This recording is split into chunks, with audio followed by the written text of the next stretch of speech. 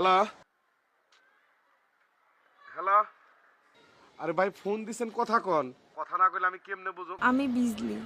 আসসালামু আলাইকুম বিজলি ভাবি, আপনি ভালো আছেন? তুমি আমাকে ভাবি বলে ডাকবা না। কি বলে ডাকবো বিজলি ভাবি? আমাকে বলে দিবেন, যে নামে ডাকতে বলবেন সেই নামে আপনাকে আমি ডাকবো। তুমি আমাকে খোঁচা মেরে কথা বলবা না।